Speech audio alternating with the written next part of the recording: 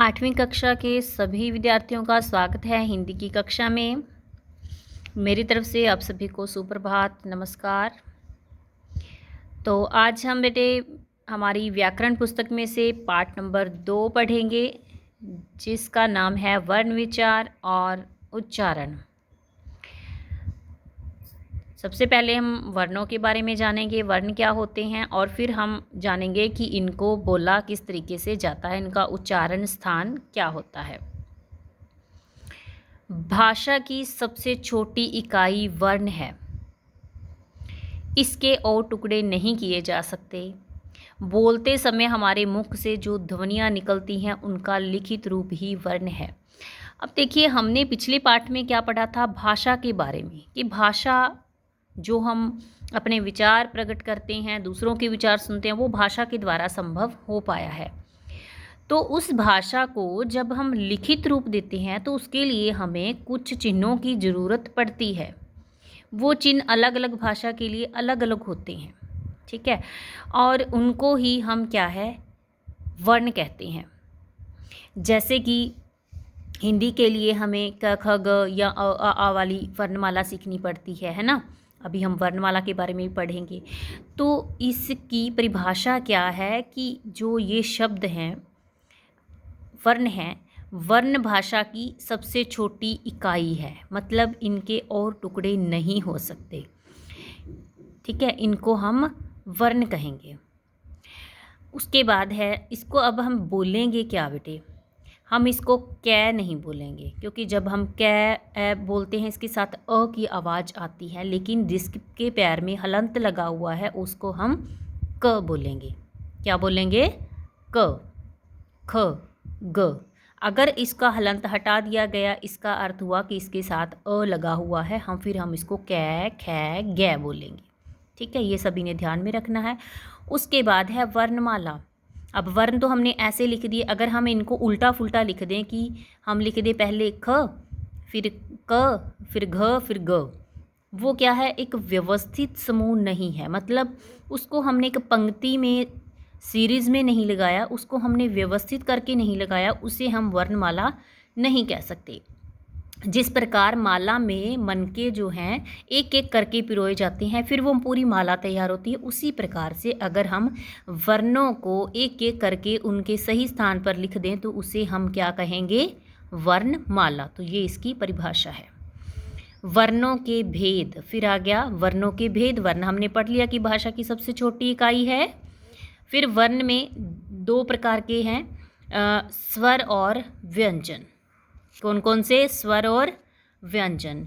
बेटे आप सभी, जब भी मैं आपको कोई पाठ करवा रही हूँ तो आप साथ साथ उसे बोलिए, इससे आपको याद भी हो जाएगा और आप जो है बोरियत महसूस नहीं करोगे, ठीक है।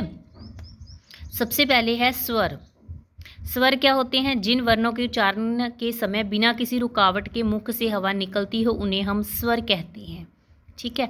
स्वर हमारे कितने हैं? 11, ठीक है। और कितने, कौन कौन से हैं ये? अ, आ, ई, उ, री, ए, ओ, औ। ये हमारे 11 स्वर हैं, इनको आपने ध्यान में रखना है। उसके बाद है हमारे पास, हम स्वर के भेद करेंगे, फिर हम व्यंजन पे जाएंगे, ठीक है। तो स्वर के कितने भेद हैं? 3 तरह के स्वर हैं कि स्वरों में बोलने में कितना समय लगता है, उसके अनुसार इनको 3 भागों में बांटा गया है। सबसे पहला है ह्स्वर। ह्स्वर में क्या है? सबसे कम समय लगता है। जैसे, और इसको अगर हम सिंपल भाषा में कहें तो इसको हम एक ही सांस में बोल सकते हैं, अ, ई, उ, री। आप बोलकर देख लीजिए, अ, ई, उ, री। उसके बाद है दीर्घ स्वर। दीर्घ का अर्थ क्या होता है? बड़ा या लंबा। तो इसका अर्थ क्या हुआ कि ह स्वर से दुगना समय लग रहा है। आ, ई, उ, ए, ओ, औ, काफ़ी समय लगता है, तो इसमें क्या है, हम दीर्घ स्वर कहेंगे। नेक्स्ट है हमारे पास प्लुत स्वर। प्लुत स्वर का अर्थ क्या हुआ कि इन दोनों से भी ज़्यादा समय लगता है, या हम कह लें कि इन दोनों जितना टाइम, जितना इनको बोलने में और इनको बोलने में लगता है, उतना इनको अकेले को बोलने में लगता है, इसलिए हम इनको प्लुत स्वर कहते हैं।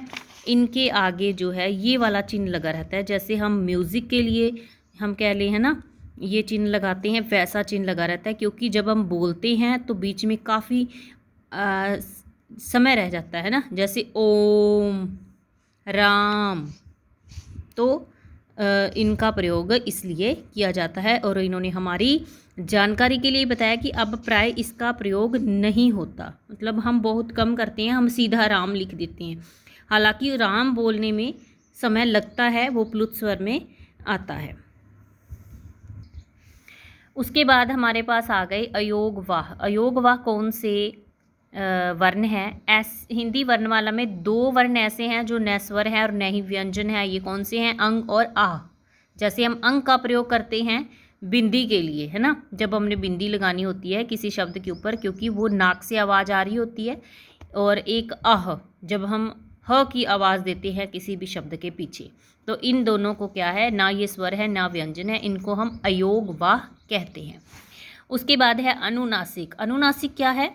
चंद्र बिंदु। अनुनासिक क्या होता है? चंद्र बिंदु। उसका सही नाम क्या है? हमने चंद्र बिंदु उसका नाम रखा है, लेकिन वो होता क्या है? अनुनासिक। इसके उच्चारण में सांस की हवा नाक और मुंह दोनों से निकलती है। जैसे हम बोलते हैं आंख, चांद, माँ। और कहते हैं कि जिन स्वरों की मात्रा शिरोरेखा के ऊपर लगाई जाती है। अब शिरोरेखा क्या होती है, सभी जानते हो? जब हम कोई भी शब्द लिखते हैं, हम उसके ऊपर एक लाइन लगा देते हैं, ये ऐसे सीधी। हिंदी में लगती है, ये पंजाबी में भी लगती है। तो इसको हम नाम क्या देते हैं? शिरोरेखा। ठीक है, और ये ज़रूरी होती है हिंदी में लगानी। कुछ बच्चे जो हैं वो लगाते नहीं हैं, या जैसे जैसे बड़े होते जाते हैं इसको महत्व नहीं देते हैं, लेकिन ये महत्वपूर्ण अंग है किसी भी शब्द का। उसके बाद है हमारे पास कि अनुनासिक अनुस्वार। अनुस्वार क्या होता है? बिंदी। अनुस्वार क्या है? बिंदी। जिस ध्वनि के उच्चारण में सांस केवल नाक से निकले तो उसे हम कहते हैं अनुस्वार। बिंदी के रूप में प्रयोग होती है ये, जैसे संत, गंगा, चंडी। और जो अनुनासिक था वो चंद्र बिंदु के द्वारा प्रयोग होता है, जिसमें सांस और नाक और मुंह दोनों से निकलती है। ठीक है, तो इसको आपने याद रखना है। इनका नाम क्या है? अनुस्वार और अनुनासिक। उसके बाद है हमारे पास विसर्ग। विसर्ग, ये 2 बिंदियां हैं। इसका तो सभी को ध्यान है, क्योंकि हम संधि में भी इसका प्रयोग करते हैं। तो इसका उच्चारण क्या है? ह ध्वनि है। हम जैसे बोलते हैं प्रातः, अतः, स्वतः। ठीक है, तो ह के साथ इसका उच्चारण किया जाता है। ये ज़्यादातर तत्सम शब्दों के साथ ही प्रयोग होती है। तत्सम शब्द कौन से होते हैं? जो संस्कृत भाषा के शब्द हैं, लेकिन हमने ज्यों के त्यों हिंदी में प्रयोग किए हैं, उनको हम तत्सम शब्द कहते हैं। उसके बाद हमारे पास है कि आगत ध्वनि। आगत ध्वनियाँ कौन सी होती हैं? जो अंग्रेजी की ध्वनियाँ हैं और इनको हम प्रयोग करते हैं हिंदी में।